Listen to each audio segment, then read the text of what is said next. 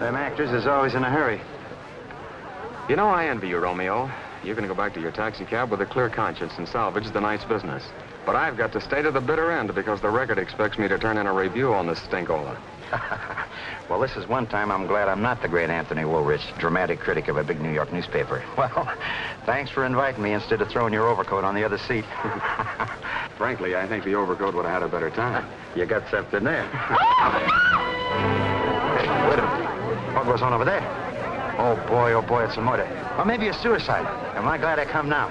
Come on, let's see what it's all about. The only murders that interest me are the ones on the stage that are neatly contrived. Oh, Tony, you're not going to pass this up. Why not? I'm a dramatic critic, not a legman on a policeman. It's outside my province. Listen, brother, I'm curious. All right, now break it up. Good evening, Lieutenant Wolf. Good evening, officer. Well, there's corpus delicti. Who's that bothering the body? Oh, that's just a hacky. He's got to stand near the theater, sir. Tell him to get out of there. What does he think this is, a wax museum? Yes, sir.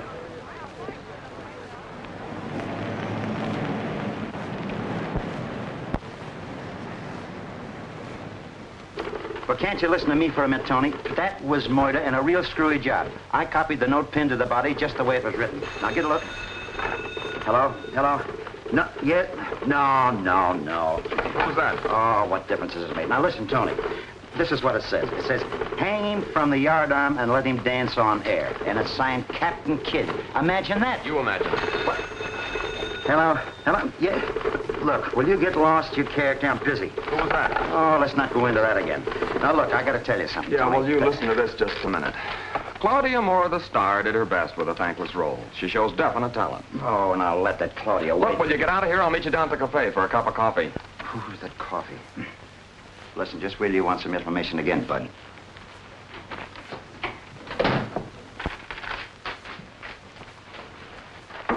You go up to the Moore house and get all the dope you can. And make it snappy or we'll miss this next edition like we did the Bulldog.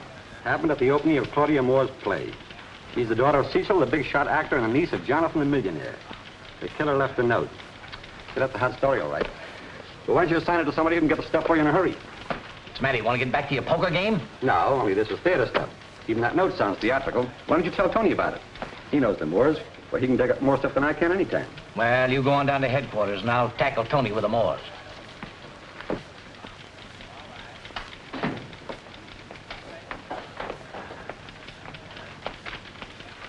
Oh, hello, Tony. Just the man I want to see.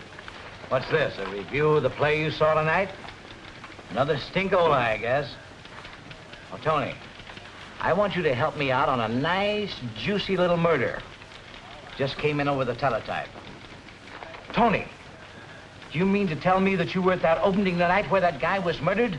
Certainly. It's my business to attend openings. Don't you realize you had the jump on an exclusive story? Well, so what? I'm the dramatic critic on this newspaper, not the crime reporter. We were scooped by every newspaper in town. If you'd have phoned it in for the Bulldog edition, why, we'd have made that. Take it easy, Peters. I'm not one of your legmen. I'm working for the owner of the paper. You won't be working for any newspaper at all if you don't recognize a good story when you bump into one. Well, what's such a good story about a murder? They happen every day. Not like this one. The victim was Jonathan Moore. Who? Jonathan Moore, you big dope. The millionaire brother of the actor Cecil Moore and the uncle of Claudia Moore, the star of the play that you saw tonight. Now, look. You know all these actors, Tony. Why don't you go out to Cecil Moore's house and get me an exclusive angle on this yarn? Then maybe I wouldn't get my head cut off. No, of course I know the Moores, but I can't just barge in on them without an invitation. Holy mackerel, you're the most obstinate, stubborn excuse for a newspaper man I ever saw in my life. You're not going out to a social tea. You're going out to investigate a murder. No, I'm not going out and investigate anything. And I'm not going to sit here and listen to you bawl me out because you want me to pull your chestnuts out of the fire. Good night.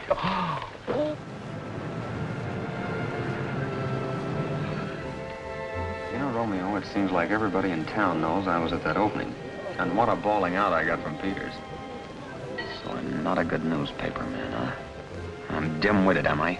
Hey, why don't you show that editor you're an expert at murder as well as the theater?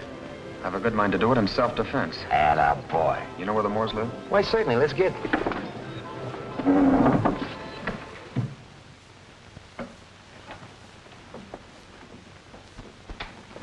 Good evening, officer. Just a minute, Bud. Where you going? Why, I'm a personal friend of the Moores.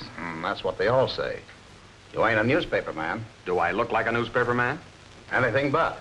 You look more like a lawyer or Well, something. that's a funny thing. That's exactly who I am. Mr. Moore's lawyer. I thought so. Okay, go right in. Thank you. Miss Moore, is it true that your father... Good evening, Miss Moore. Well, who let you in here? I'm an intimate friend of the family. I came over to see if I could help. Who are you? I'm Lieutenant Walsh of the Homicide Squad. Well, Miss Moore, I guess I'll have to ask you fun. Why don't you let her alone? Can't you see she's on the verge of a breakdown? I'm here to solve a murder. Well, look, old man, why not come back some other time? You know, after the shock has worn off. Now, listen, young fellow. I don't need any advice from you. I'm here on police business. Understand? And we don't like anybody interfering with police business. Remember that. I'll talk to your father later, Miss Moore. Good night.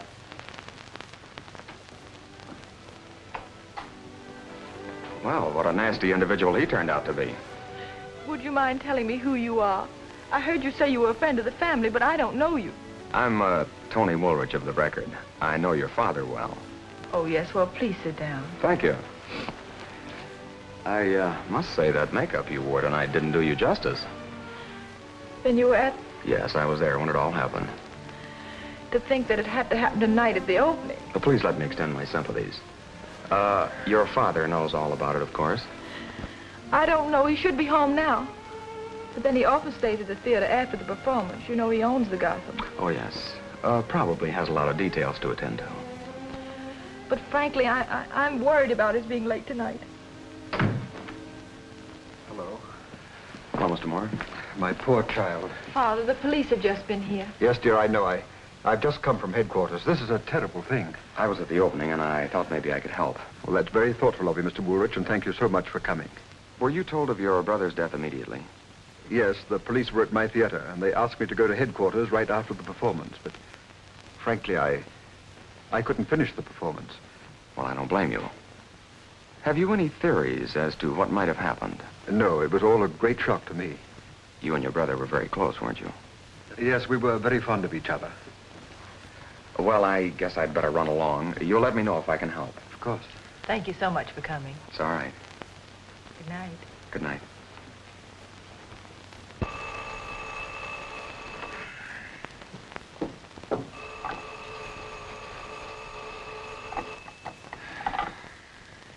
Hello? Hello. Yeah, this is Tony Woolrich. Who? Oh, hello, Peters. Say, what the devil's the idea of calling me at this hour? What, another murder? Well, what do I care? You've got a whole staff of reporters, some of them good, too.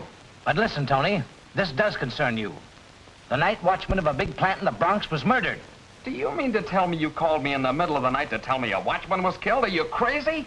No, I'm not crazy, but I think the guy that murdered the watchman is. He had on a costume, and he tried to burn down the watchman's garage. Yeah, and he also left one of those screwy notes. Oh, well, that's different. Wait a minute. What's the address? Oh, hello, boys. Hello, Tony. Did I miss anything? Not much, Tony. The police have thrown a cordon around all the subways.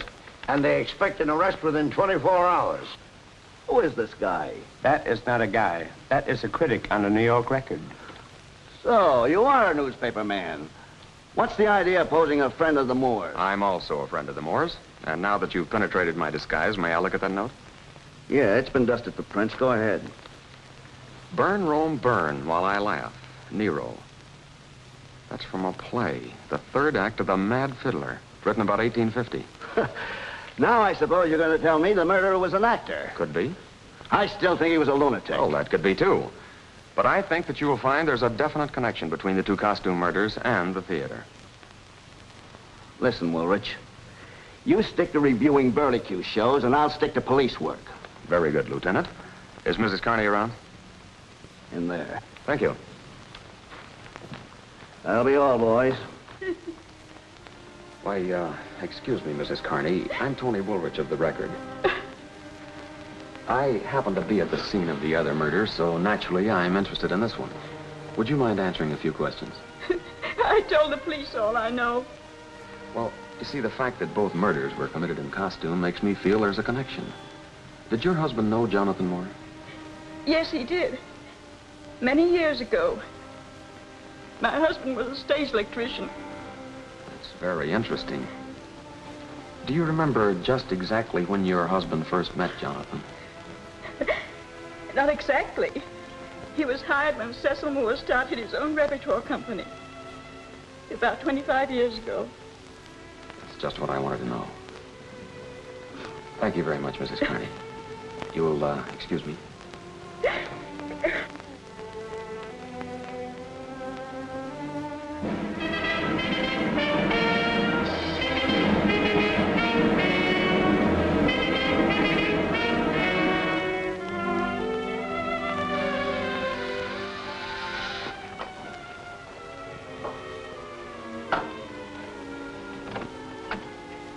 Good morning. Good morning. Come in, please. Thank you. I'm awfully glad you could come. I wanted to talk to you. Do sit down. Thank you. Oh, I see you've been reading my review. Yes, it's a little harsh on the play. I'm afraid the play wasn't very good. I guess you're right. It closes tonight. Oh, I'm sorry. Well, the other notices were bad, too. In fact, not as kind as yours. You know, Father said some very nice things about you last night. He's very fond of you. I think a great deal of him. Mr. Woolrich, the reason I asked you to come over is I have a very special request to make. Naturally, you have the right to refuse. I'll be glad to do anything I can. I'm worried about Father. Very worried. He's ill, and he's been behaving strangely lately. Oh, really? How strangely? Well, he seems to suffer from lapses of memory. But anyway, I want him to quit the stage and really retire. It's not a question of money anymore. Has it ever been? Well, frankly, Father's had his financial reverses, as of all actor managers. Mm-hmm. Then your uncle's estate will come in handy. Well, frankly, yes, but let's not discuss it. I want you to ask Father to leave the stage. Well, won't he resent that? His play's a hit. I know, but it's worth trying, and it might save his life. Is he that ill? It's not only that. I have a terrible premonition that he'll be killed next, unless we do something to prevent it. Well, frankly, I have the same hunch. Has anything happened that makes you think he might be murdered? Yes. There's been a strange figure lurking around our house lately. Oh? How is he dressed? It's not a man, it's a woman. A woman? Yes. Huh? Well, I'm glad you told me this. I'll look into it right away. And about Father. I'll talk to him, too. Well, that's very kind of you. I hope I haven't presumed a great deal. Not at all. Now, may I be presumptuous for a moment? Yes. Are you going to marry John Garrowby? The columns are full of it. I haven't quite made up my mind. Why? Well, I haven't quite made up my mind why I ask you. That's a strange question. Maybe, but it's not exactly an idle question. No? No. You see, I've sort of appointed myself guardian of the Moors. Well, a critic is guardian of an active family. That's the millennium. Or perhaps it sounds like I'm interested. Oh, well, that's very kind of you, but now if you'll excuse me, I have a very busy day. I have lots of things to do. Of course. Well, thank you so much for coming. Not at all. I'll keep in touch with you. Well, goodbye. Bye. What'd you find out? I'll tell you. Well, what do we do now? Wait. She was dressed for the street and will probably be leaving any minute. I know it's a boorish thing to do, but I'd like to follow her. Look, all detectives are bores. Don't let that worry you. There she is now.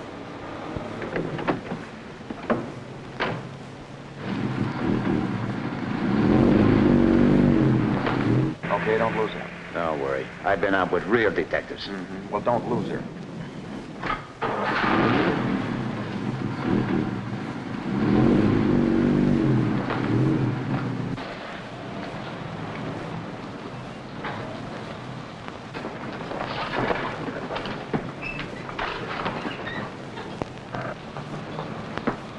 Hey, what would she be doing going in a costume shop?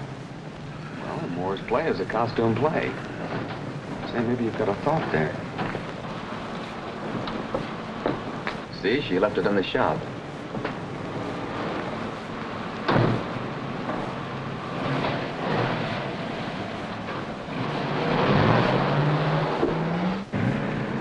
I've got to find out what's in that bundle. The idea is to get the bundle first. Yeah. Look, Romeo, you go in and tell him that Miss Moore wants that bundle back. Tell him it's a costume. Well, I hope it's a costume. Tell him she forgot something. We'll go for that. Well, sure, she might send a taxi driver for it. Yeah? Okay, I'll try.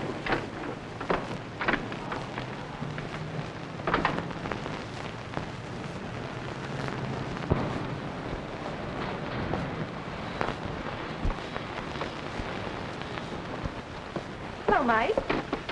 Oh, good morning, Miss Moore. Have you seen Robert? Yes, I believe he's right over there. Oh, thank you. You're welcome.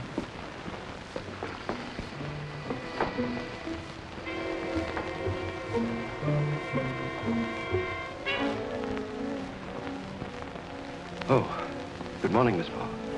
Tell Father I'm having the costume mended. Parent says he's bringing it back tonight. Good. Your father will be relieved. He doesn't want word about the accident to get out. That's why he sent you with the costume. I understand. No one else needs to know. I'll see you before I leave.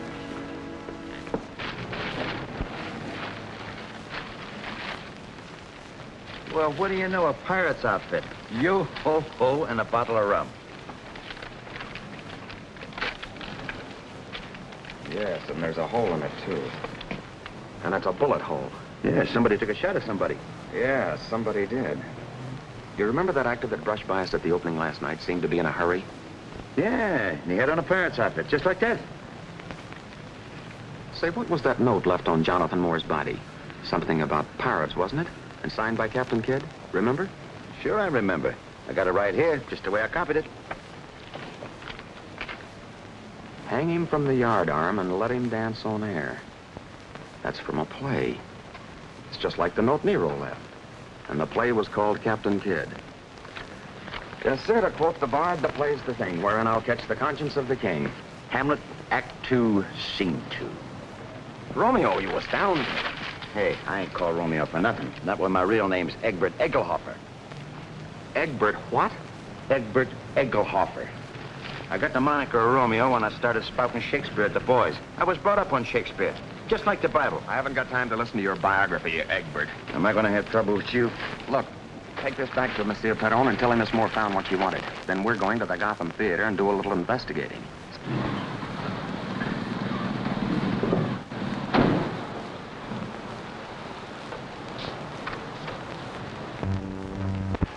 Hello, Mike. Well, good afternoon, Mr. Aldridge. Anything I can do for you?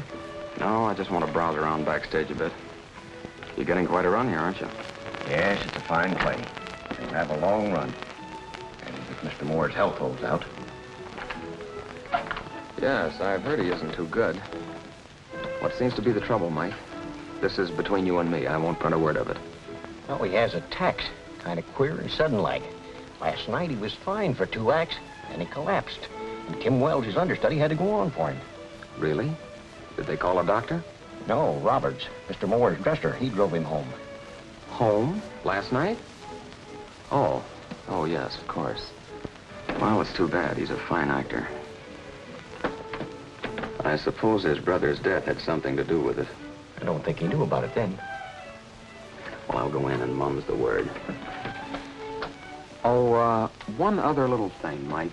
And this is strictly between you and me. Was there a shooting accident here last night? Not that I know of. I want to talk about her. See you later. Oh, Mr. Thomas. Oh, good afternoon, Mr. Woolridge. Come to look this over again? Yes, I'm thinking about writing a story on the interesting period props you have here. As stage manager, do you have charge of them? Oh, no. That's in Joe's department. He's the property man. I'll send him over to you. Thank you.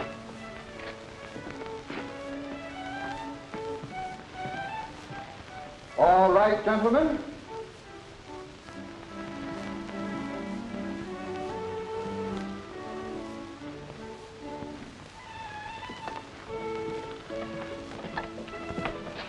Mr. Thomas said you wanted to talk to me. Oh, yes. You're in charge of properties. Yes. You've got some interesting props here. Yes, sir. Authentic, too. We got the furniture from the museum. How about the dueling pistols? Do you have charge of those, too? No, sir. They belong to Mr. Moore. They're real antiques. Roberts' dresser takes care of them. I see. How does it happen that a real bullet was used in one of them last night? I don't know.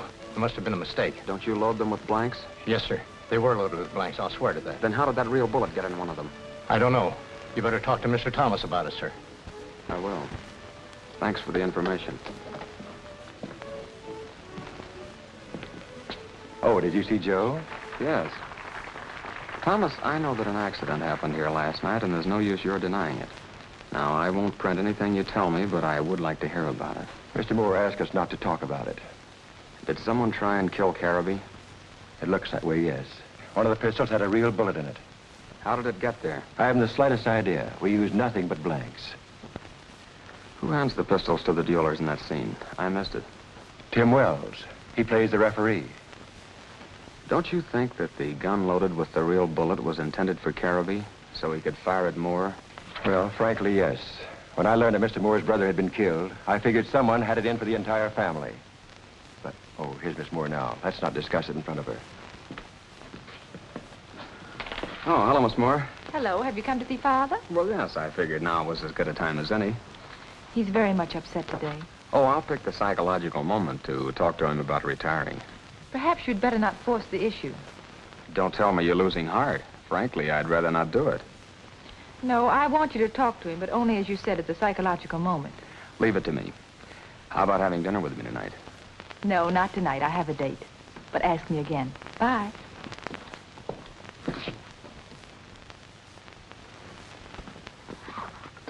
Hi, Romeo. Hi. Thought you said she wanted you to talk to her father. That's right, she did. Well, she better make up her mind. She's sure acting suspicious. Think so? You would, too, if you wasn't so busy gazing into a peepers all the time. I thought you was hard-boiled. Only the shell, Romeo. Underneath, I'm as soft as a 2-minute egg. Well, you better harden up, chum, because you'll never beat that guy's time. Get a load. Charming couple, aren't they, Mr. Woolridge? Too bad Mr. Moore doesn't approve. Oh, doesn't he? No, Mr. Moore prefers that his daughter marry outside the profession. He has good reason. Yes, undoubtedly he has. Is Mr. Moore available now? I'd like to talk to him in a few minutes. He's in his dressing room now. Thank you. I'll be right back. Look, you know, I take him here, I take him there, I go from, I come from. You're not interested, are you? Not at all. Come in. Ah, Mr. Woolridge. Sit down, won't you? Thank you. Mr. Moore, I know I'm stepping out of character a bit, but I'm interested in the murder of your brother and Peter Carney. Now, it's more than a newspaper man's curiosity. I have a feeling that there's something progressively sinister behind those murders, and that perhaps you yourself might be in danger. But I have no enemies. Did your brother have enemies? Well, a businessman sometimes makes enemies. You knew, of course, that Peter Carney was at one time your company electrician. Was he? I'd forgotten. Well, he was. Mrs. Carney told me. Mr. Moore, something happened when you were running that old Moore repertoire company. Something that had repercussions today. What was it? I can't imagine. It was a very successful company. That was because Jonathan ran it. He had a very good head for business. But he ran afoul of someone. Perhaps. But not in my company. We were very happy together. On stage, Mr. Moore. Excuse me, Mr. Aldridge. Of course. We'll have another talk.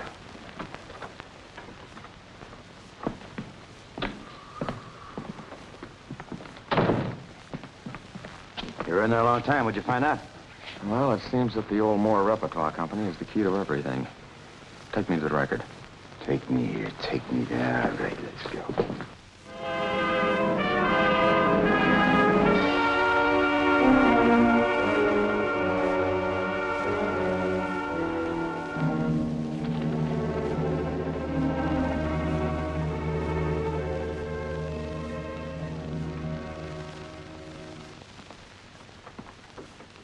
Hello, Tony.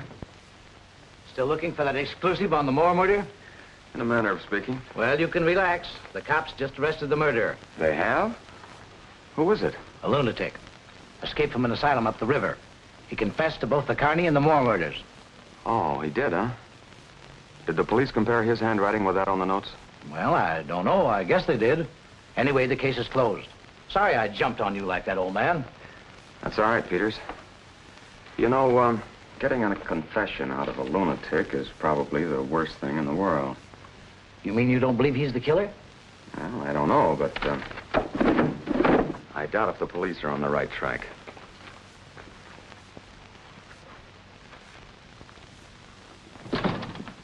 Hello, Mike. Hello, Mr. Woolridge. Say, Mike, you've been around the theater a long time, haven't you? Man and boy for 35 years. Knew many of the old-timers, too, didn't you? Oh, I've seen them all. The Drews, the Barrymores, Maud Adams, the Southern. Oh, I've seen all the great ones. Here's a program from the old Moore Repertoire Company. You recognize any of the names? Sure. There's old Tim Wells. That's Mr. Moore's understudy now. And Roberts, he was with the troupe. Anyone else? Yeah, I know that lady. Janet Hill. I didn't know she was with Moore. Runs a boarding house down on West 39th Street. Mostly theatrical people. Oh, she's a fine lady. Do you, know the exact... Sure. Her name's Miss Buchanan now. Half a block west of 8th on the north side of the street. You can't miss it. It's the only nicely kept brownstone house in the block. Thanks, Mike. You've been a great help.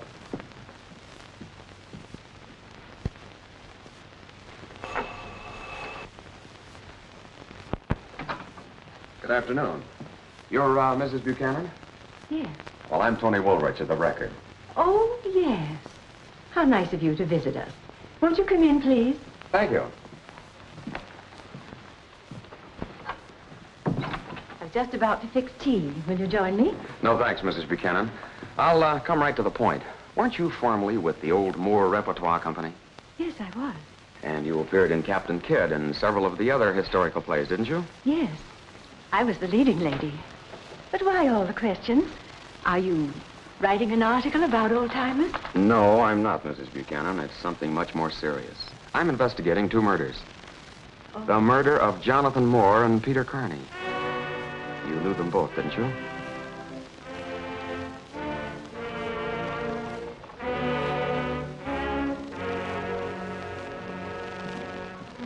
You'd better answer that question, Mrs. Buchanan. I don't see what right you have to question me like I'm this. not questioning you for idle curiosity. If you want to know the truth, I'm here ahead of the police. I'm working with them on the murders. That still doesn't give you the right to ask me personal questions. Would you rather the police ask them? What did you want to know? You did know Jonathan Moore and Peter Carney. Yes. What have you been doing around Cecil Moore's house lately? What makes you think it was me? Because I know you're concerned with the Moores. How directly, I don't know as yet. You're right. I am greatly concerned with the Moores.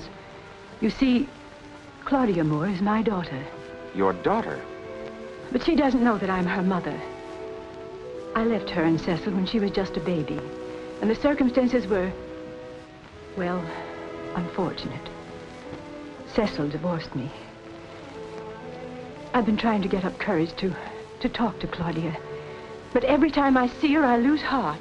Why have you waited so long to make a decision? I never would have attempted to see them if it hadn't been for the murder of Jonathan. Now I feel that both he and Claudia are in danger. Oh, maybe I'm just imagining things. No, you feel just exactly the way I feel, Mrs. Buchanan. That's why we've got to work together to help them. Help them? How? To guard against that danger. I, too, feel that after Jonathan, possibly Claudia or Cecil might be next. Oh, no. But you know that's true. Why were they killed? I certainly wouldn't know about that. Take a look at this, Mrs. Buchanan. It lists Jonathan Moore as company manager and Peter Carney as chief electrician. Doesn't that suggest something to you? Why were they killed? What could have happened those many years ago? Mr. Woolridge, you're digging into the past like a ghoul.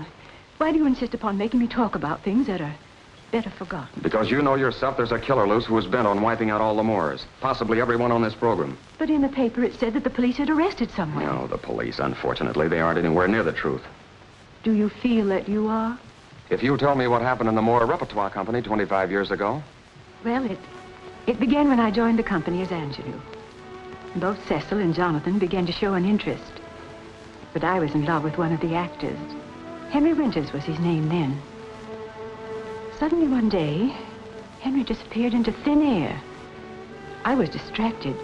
I even went to the police. But not a trace of him was found. And so you married Cecil. Why did you pick Cecil? Frankly, because I distrusted Jonathan. I always felt he had something to do with Henry's disappearance.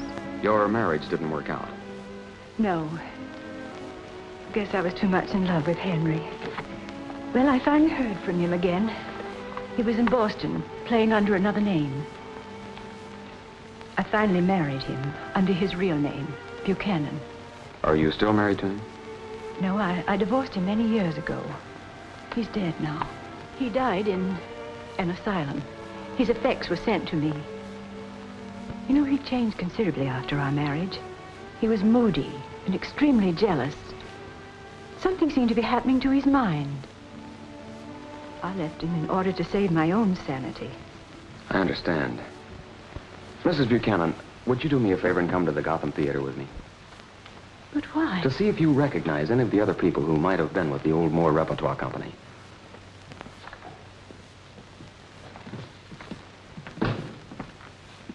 Good evening, Mike. Why, good evening, Mr. Woolridge. Well, if that isn't Mrs. Buchanan. How do you do? Mike, we want to look around backstage a few minutes. Certainly, Mr. Woolridge. Will you excuse me, please? Sure. Look around and let me know if you recognize anyone. How about him? No.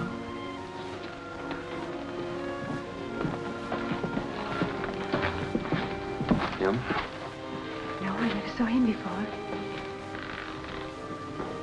That man over there looks like Roberts, Cecil's dresser. That's right, that is Roberts. Moore's had him with him all these years.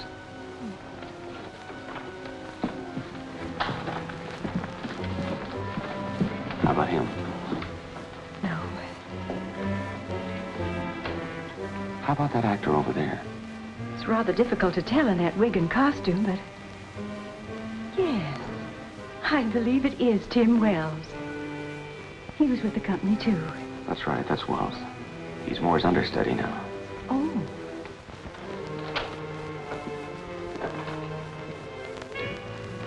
Oh, there's Cecil. I do hope he doesn't see me. He won't. He's on pretty soon. How about him? Now look around at the crew and the rest of the cast. There's Claudia. Don't you think we'd better be going? Don't you recognize anyone else? No. You never saw any of the cast before. No, I'm certain of that. All right, we'll go. I'm sorry I was so persistent, but it's important. Oh, I understand. Are you all right? Yes, I'm all right. Stay here. Say, Joe, did anyone just pass you? No, what happened? Somebody took a shot at me. Glad they missed you. Oh, Roberts, did you hear a shot? A shot? Why, no, not since the dueling, see? Where were we just a minute ago? Standing in the wings. I've got to go now. Oh, Thomas. Yes, Mr. Woolridge? Did anyone just run backstage? No, I didn't see anyone. Where are Tim Wells and John Careby right now? Wells is on the other side. He's got a bet in this scene. He's waiting to go on. Careby should be in his dressing room. Is Mr. Moore in his dressing room? Oh, no. Mr. Moore is right there on the stage. Oh. What's all the excitement about? Somebody took a shot at me. You're just imagining things.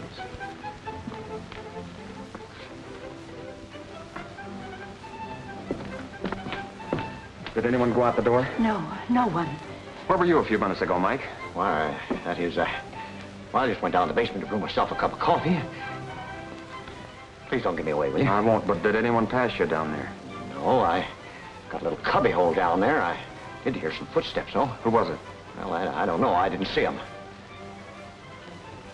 Oh, here we are.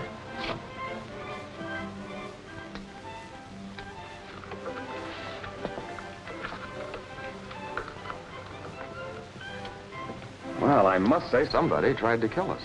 A half a foot lower and... I can't understand why anyone would want to shoot at us. Well, I can. And I'm better take you home right away. Good night, Mike. Good night.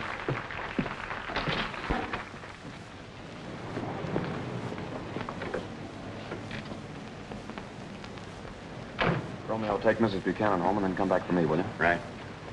Now, don't go out until you hear from me. I won't.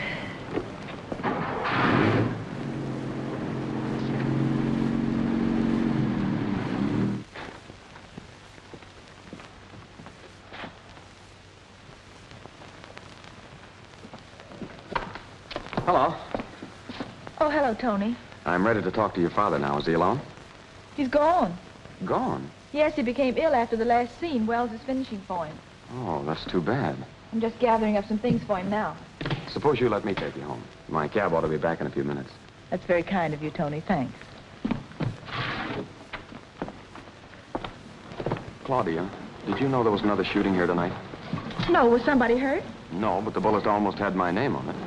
But why would anybody want to kill you? I'm not sure the bullet was meant for me. Do you think it was meant for my father? Could be.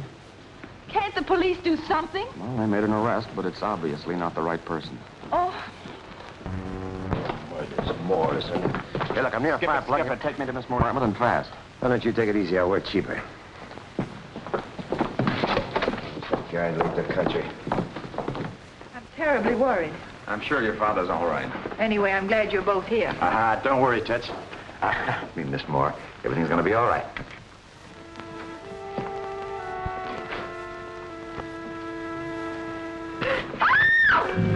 Holy mackerel. Hey, Tony, this ain't Moore. It's some other guy. Now, take it easy. Here's one of them screwy notes. Watch the fingerprints. It says, when I returned from Elba, I swore I would kill my enemies. Napoleon.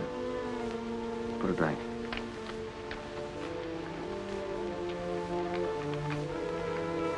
Yeah. Get a load of this.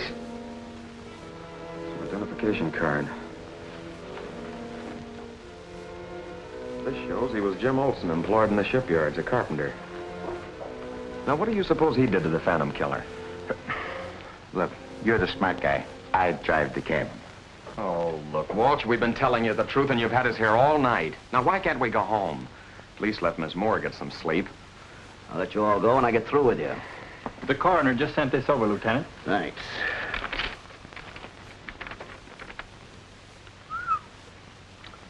The coroner says that Olson was dead for several hours before you found him. Well, that's logical enough. Maybe the killer brought him over here. Why? Oh, I don't know. Maybe as a warning. To whom? Miss Moore? Is there any reason why the murderer should warn you, Miss Moore? Well, not that I know of. Well, good evening. Well, Mr. Moore, it's about time you got here. Is anything wrong? Where have you been since you left the theater? I visited some friends. I thought you took sick and Roberts brought you home. I felt better in the cab and had Roberts drop me off at a friend's house. Yeah? Who's the friend? Mrs. Buchanan. Well, you better have an airtight alibi. Why? Because there's been a murder committed right here in your apartment. A murder? Here? You heard me.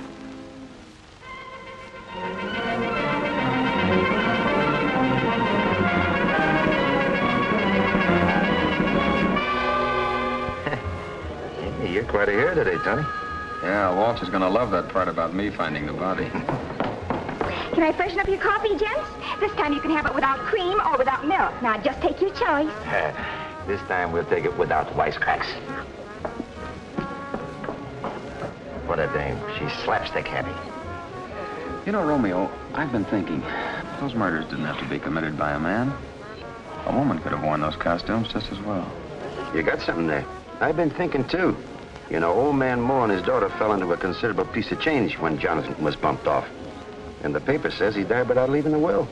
Well, I don't think Cecil Moore needed money that badly. Anyway, I still think my original hunch is right. Somebody's trying to knock off the whole Moore family. Maybe. Hey, how about the John Carraby? You know, if anybody married into the Moore family and the whole family was knocked off, He'd come into all the moolah himself. Yeah, that's true. Something about Caribbean I don't like. Oh, couldn't be the way he hangs around with Claudia, huh? Well, partly. Let's go to the theater. I got an idea. Here we go again. I think Walsh is going to like this, but I've got a curious mind. Got a curious mind, too. Hey, what are we here for, anyway? We're going to take a peek in Caribbean's dressing room.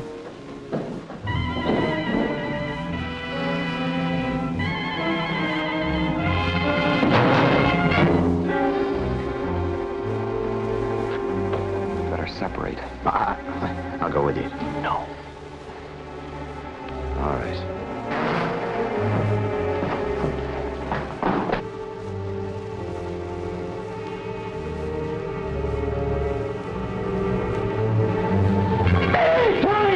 I got him! Oh, brother!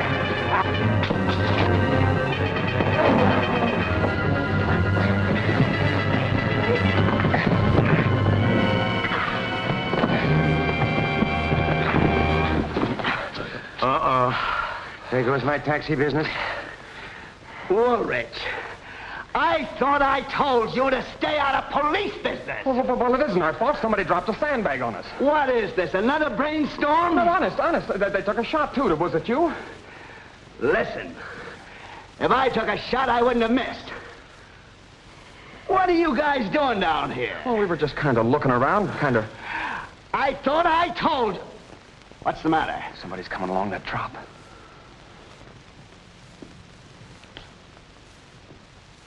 Well, gentlemen. Well, Miss Moore, this looks like old home week. I was just going into my father's dressing room. He asked me to get some things for him, if you don't mind. Now, that's just fine. And we'll go with you. Your hat, Lieutenant.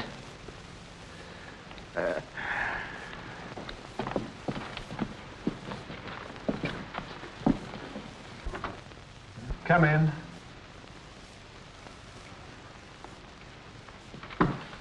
Why, Miss Moore, I thought your father wanted you to get something. Well, I guess That's right, Lieutenant. I left my script here. Claudia didn't know I was going to be downtown anyway. Well, now that you're here, how about rehearsing with me? I need to brush up on some lines. Would you care to watch? No, thank you. I've got to be gone. All right, goodbye.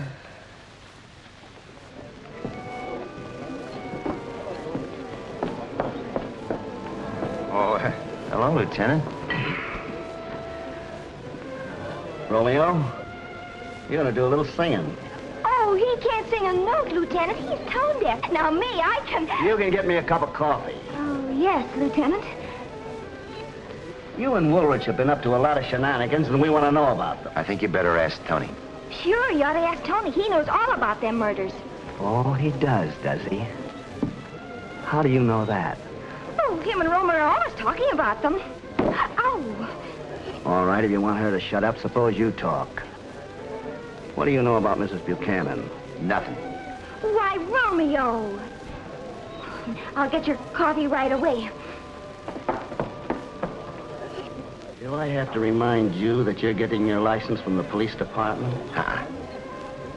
Then what's Woolrich got on these murders that we ain't got? I still think you ought to ask Tony. We'll get to him. But he ain't operating a cab, see? And maybe you won't be either. All right, let's go. Now, wait a minute. All I know about Mrs. Buchanan is she operates a Ham's boarding house. Somebody took a shot at her. Tony's got the bullet. So now he's a ballistic expert, too, eh? What else? Well, Tony's got some old theater programs with her name in them. That's all I can tell you, honest. Sure that's all you know? Sure, I'm sure. And Tony ain't gonna like my telling you either. We'll see about that. Well, here's everything I've got. Notice this bullet. It's a ball. Propelled by an old-fashioned pistol, no doubt. And such a pistol is being used every day at the Gotham Theater. Twice on matinee days. These programs were available for anyone who wanted to look at them. They're playbills from the Old Moore Repertoire Company. And our 3 murder victims are on them.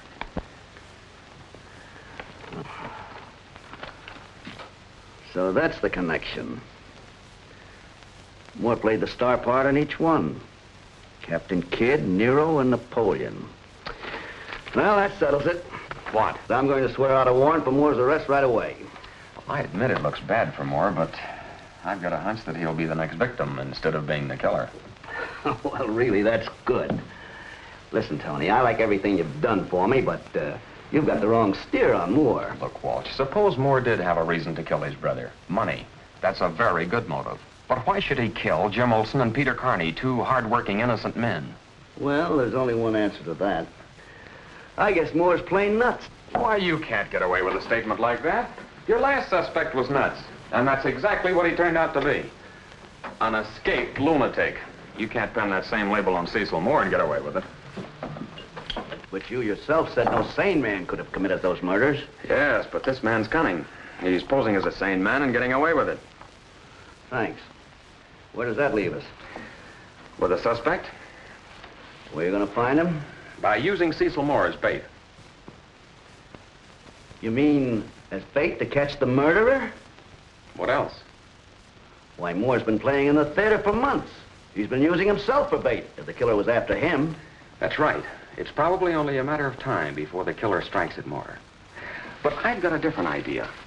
If a pattern were followed deliberately, the killer might rise to the bait, especially if it were made easy for him. Oh, make it easy for the murderer to kill Moore. Exactly. Look, Walsh, time and place means something to that killer. Costume also means something. That's what I mean by the murder's following a pattern. Let's put Moore in a play where the killer can get at him.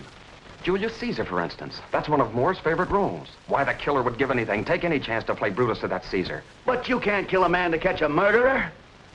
Have you gone nuts, too? I think I know how it can be done. Suppose I work it out tonight and give you all the details in the morning. Okay. But it's dangerous to leave a man like Moore loose.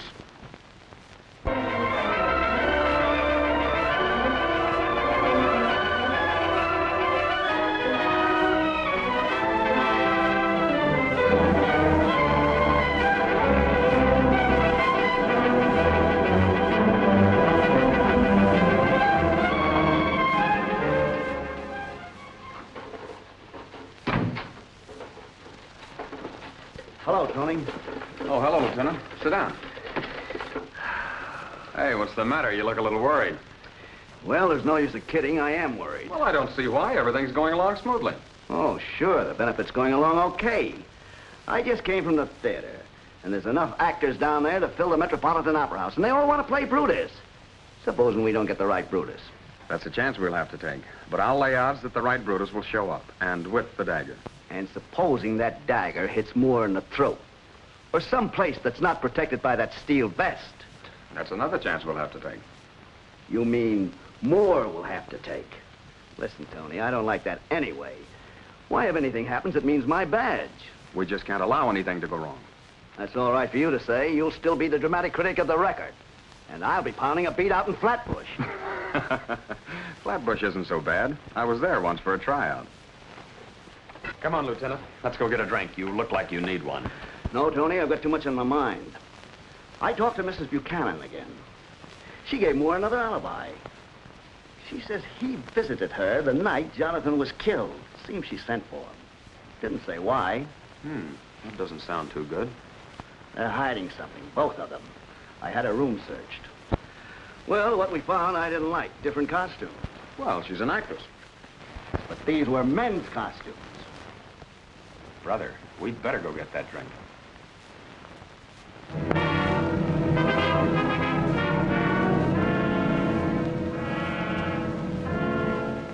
Now, Sunday night during the show, we'll both be dressed as Roman senators. You over there and me over here. Oh, you're going to turn me into a ham, huh? One turn ought to do it. There you are.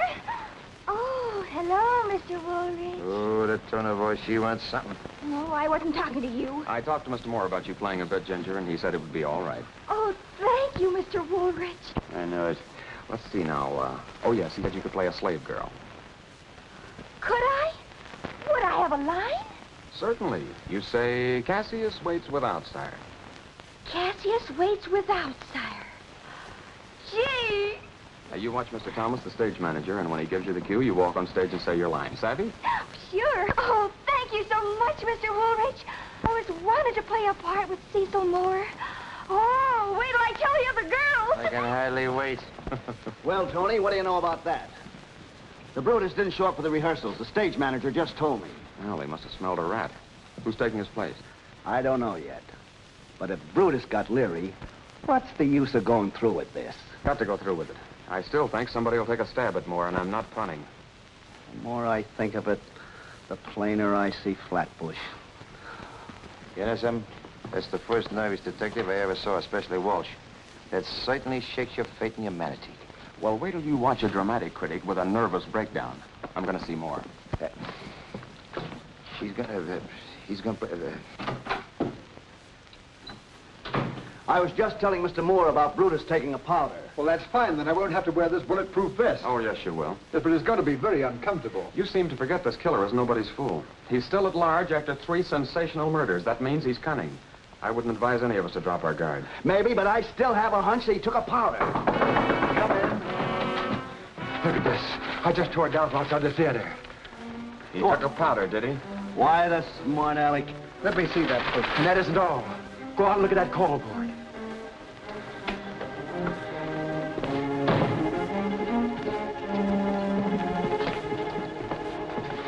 Look at that. Big fun.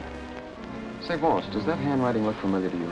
I don't know. I'm not a handwriting expert. Well, I'm no expert either, but that certainly looks like the handwriting on those death notes. I saw the word death on it. Some practical joker, Claudia. No, Tony, Father's in danger. I know it. Now, Miss Moore, everybody on the stage is being watched, so you just take it easy. I have a feeling that there's something going on. Something I don't know about. What is it, Tony? Well, it's just an experiment, and I can't say anything about it. But I don't like all this secrecy, Tony, especially if it concerns Father. Trust me. You can, you know. Yes, I know. You've been wonderful about everything, Tony. Well, if nothing else, I've accomplished one thing. What's that? I've got you calling me Tony. Everybody on stage. I guess that means you, too. Yes, darn it.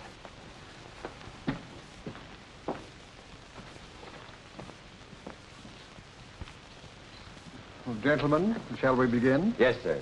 All right, everybody. Get ready. When I yell trumpets, the trumpeters will sound a flourish. That's the start of the scene.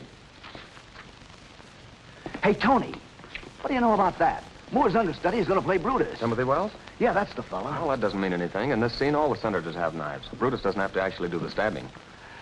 After all the advertising you did for a Brutus? That was just to come on. The killer might strike through Brutus, he might strike through Cassius, or any of the other assassins in the scene. We'll soon know.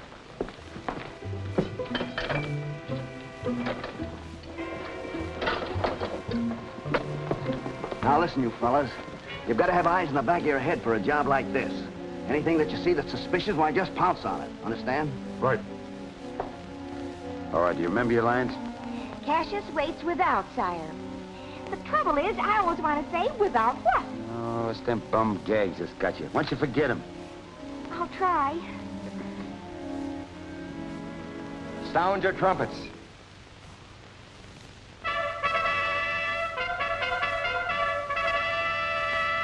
Nor heaven nor earth have been at peace tonight.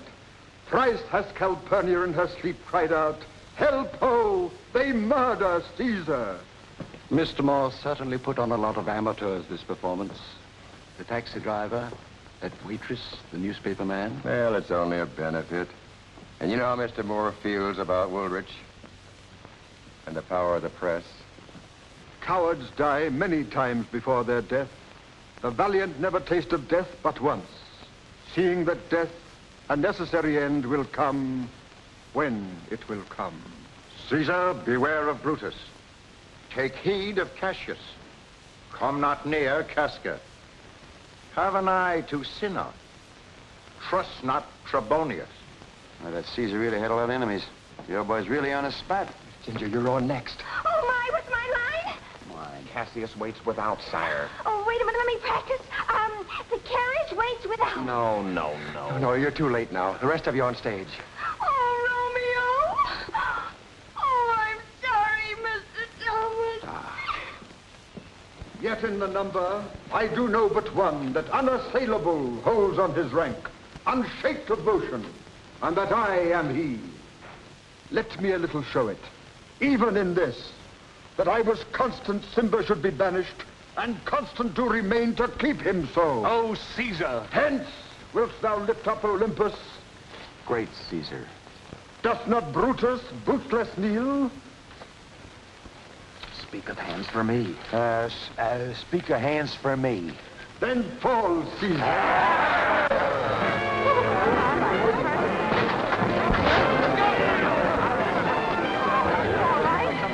I'm all right.